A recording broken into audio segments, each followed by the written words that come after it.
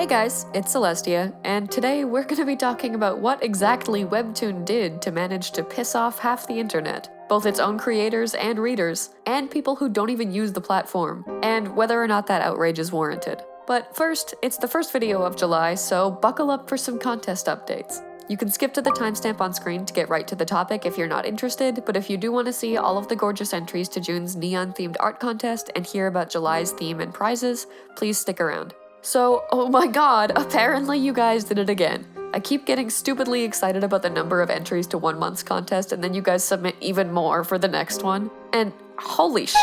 I think the theme of Neon prompted an even more diverse collection of entries than any other previous prompt, because scrolling through them I am so taken aback by how talented you guys are, and how uniquely you all interpreted that prompt, because everything is so striking and eye-catching and gorgeous, and I'm amazed. Thank you all so much for participating, and while I could absolutely never pick a winner myself, as always, I am nonetheless thrilled to announce that by popular vote, the winner for this contest is, I'm not sure how to pronounce it, Fefy or Fefy. Regardless, their piece is so beautiful and so colorful and vibrant. Big congratulations to them for both making some incredible art and winning the Gaomon PD 1220. But as always, even if you didn't win, please don't feel discouraged. You'll always have another chance to win a tablet on this channel apparently, to my personal surprise, because Veikk has sponsored July's prize by offering the first place winner a Veikk 1060 Pro drawing tablet. A commenter requested that to contrast June's theme of neon, I should make July's theme black and white. And I love that idea, so I'm going with it. As per previous months, please submit your pieces based on the prompt of black and white to duchesscelestia@contests.card.com, also linked in the description, for a chance to win a Veikk 1060 Pro drawing tablet. Which you guys know I have to talk about first, because yes, I tried it out first, and yes, it passed all of my recently developed but nonetheless finely tuned tablet tests to earn my endorsement. Let me tell you how. And I'm gonna condense my review this time because I know you guys hate it when I talk about this stuff for too long, but that doesn't mean the tablet itself is any less impressive than any I've reviewed before.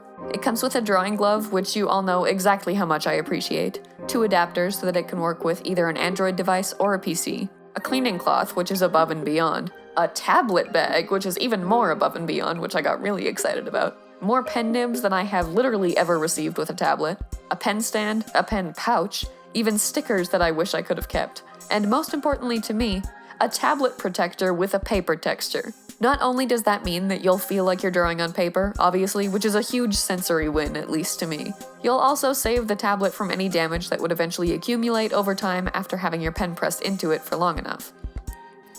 Beyond that, installing the drivers and getting them to work with the tablet took all of 5 minutes.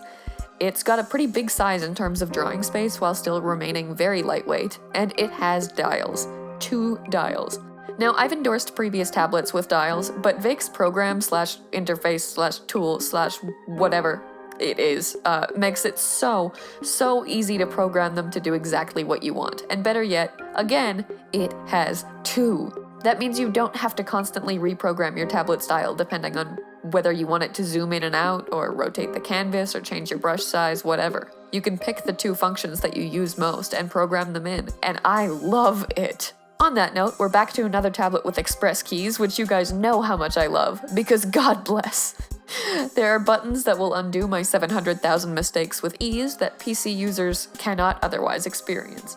I mean, yes, there's Control-Z, but do you know how many times I've pressed Control-X or Control-A or Control-S instead? 0 times with these express keys. They're better. I know it, you know it, or at least you will with this tablet. And before I move on, this is stupid and shallow and purely aesthetic based, but the whole tablet is completely matte. And as someone with sensory issues, I'm really sensitive to how a tablet feels. So that texture is not only aesthetically pleasing, although it definitely is that too, it's also just a pleasure to hold and work with.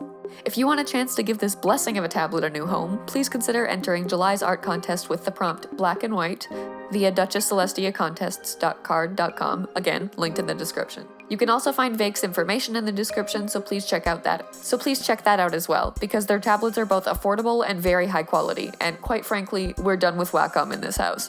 Veikk, Gaomon, Parblo, they do it better. Anyway, thank you to those who stayed for the monthly contest essay, which I am at least trying to shorten, although I will not apologize for being fucking passionate and subsequently long-winded. And welcome back to those of you who skipped. Let's talk about Webtoon. For those of you who are somehow unfamiliar, Webtoon is a platform that allows individual creators to host and share their comics with the world, and in an ideal world, make money off of them. While that isn't always or even frequently the case, it still allows independent artists the opportunity to use its platform to access their very wide-reaching audience, which is particularly beneficial for artists that don't necessarily have the largest of followings of their own. Which is the vast majority, because it's the internet. It's kind of like Etsy. You don't need a following to sell your stuff on Etsy like you would with an independent store. You can sell it to their existing marketplace. Webtoon similarly lets you host your comic on their platform and advertise it to their existing user base, which is gigantic. I mean, they're one of the online comic hosting industry's leaders, so a ridiculously immense audience doesn't exactly come as a surprise, but still. But that doesn't tell you what they did to earn the unforgiving wrath of Twitter, so let me elaborate. On June 14th of 2022, a photo of a Webtoon Subway ad started circulating online, and it was problematic,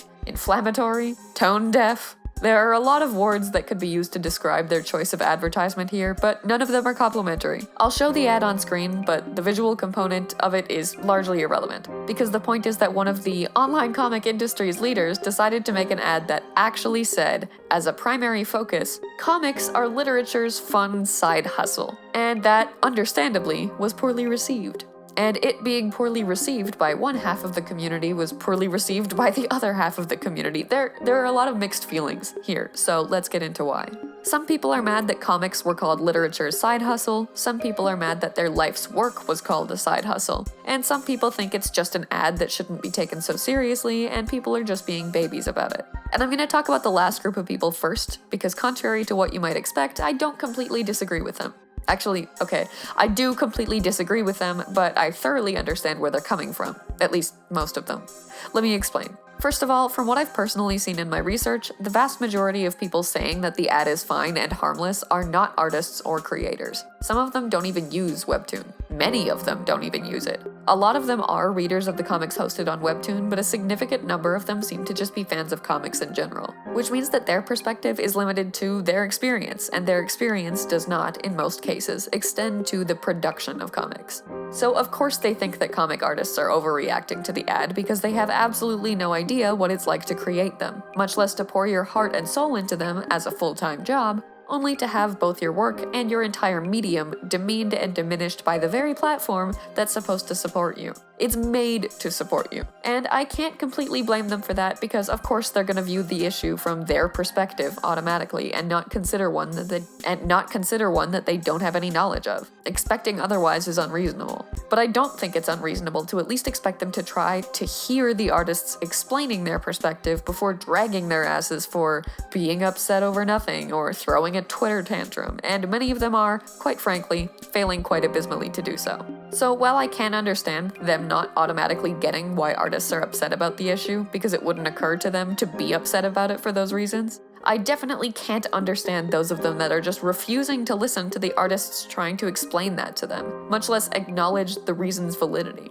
And there are a lot of people refusing to listen. A lot of people saying, yeah, comics are a side hustle to literature because it doesn't take 8 hours to read like a novel, so it's low effort, without bothering to pay any attention at all whatsoever to the fact that it takes the artist much, much longer to create it than it does for the reader to read it. And a lot of other people saying making comics is a side hustle for a lot of people, so the ad wasn't wrong, without realizing that the ad wasn't speaking literally, and even if it was, it would still be insulting to both the full-time comic artists being referred to like they're hobbyists, and the part-time comic artists being referred to like their inability to pursue it full-time makes them inferior. But actually, let's get into that more, because that brings me back to the two primary groups of people that are mad about the ad. The ones that are mad at the insinuation that comics aren't professionally viable as anything more than a side hustle, and the ones that are mad at the insinuation that comics are an inferior medium to literature.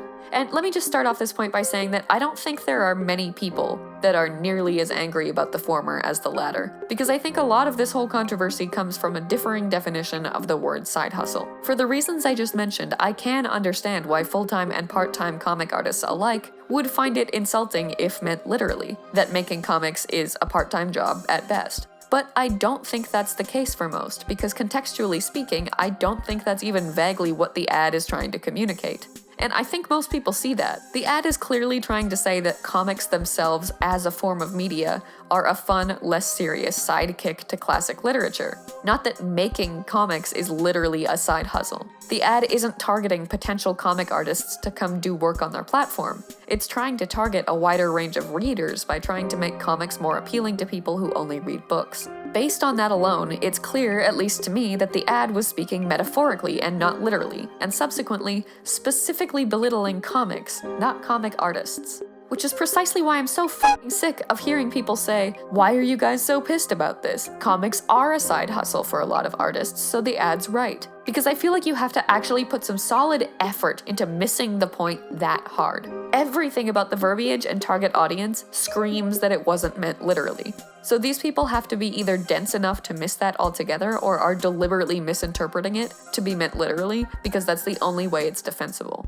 Maybe I'm being too harsh, and I'm sorry if I am, but it's just so fucking irritating. Like, the number of artists who do make comics as a side hustle is completely, utterly irrelevant to the reason that so many people have taken issue with this ad. It's not even what it was referring to. What the ad was quite blatantly implying was that comics themselves are a less serious, less valuable, and more frivolous version of literature than more traditional forms.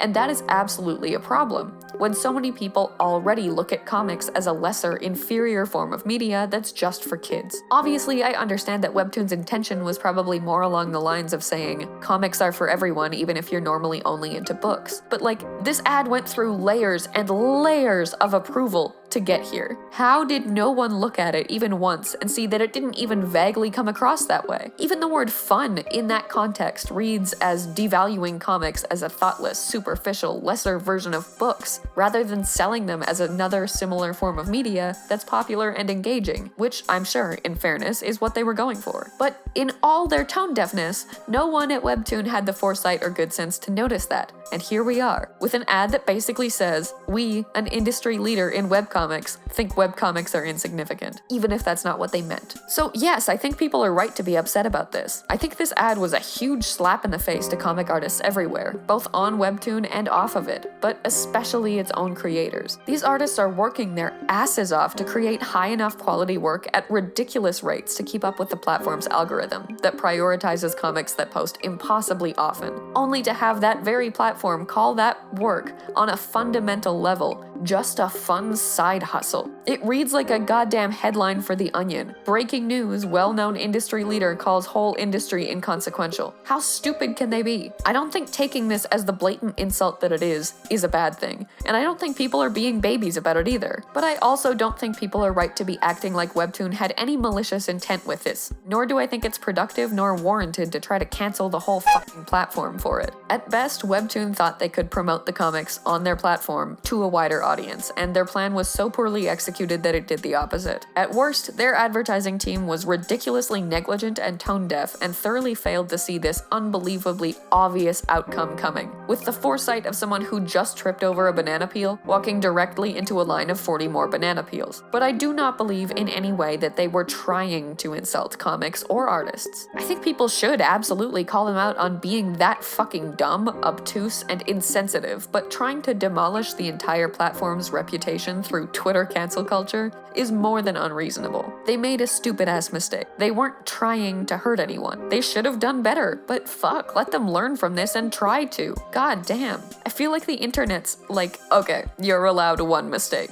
Just kidding, you're obviously fired from the world. This issue has a lot of validity, and I understand why people are angry, but it feels like a lot of people are angry in a way that doesn't yield resolution. It feels like people want Webtoon to pay for this mistake more than people want to see them use the experience to grow and not repeat it, and that's just disappointing and counterproductive. Webtoon did issue an apology in which they acknowledged that their ad copy missed the mark with this, and while I struggle to imagine anyone missing the mark by that astronomically much, I think they've done all they can do to right their wrong here. And while artists have every right to be angry about it, I know I certainly am, I think Webtoon more than deserves the chance to follow these words with actions and prove that they won't make this kind of dumbass mistake again. That's just me though, what do you guys think? I know Webtoon as a platform has its own fair share of issues, so I'm sure for some of you, this was the nail in the coffin that ended your relationship with the platform altogether. And for others, it might be completely irrelevant to you. Either way, I'm really curious about this one, because even amongst fellow artists, I've seen a lot of different perspectives being shared on the topic. Anyway, I hope you guys enjoyed today's video. Please leave a like and subscribe if you did. And thank you for watching. Special thanks as always to channel members Cafe Soleil, Joseph Solomon, and Unknown Code, as well as patrons Batman, Kyle Lowe, Blue Swanson, This Is Totally My Name, Unity, Cora Fear, and Jamisha Walker for their support. And I'll see you guys in my next one.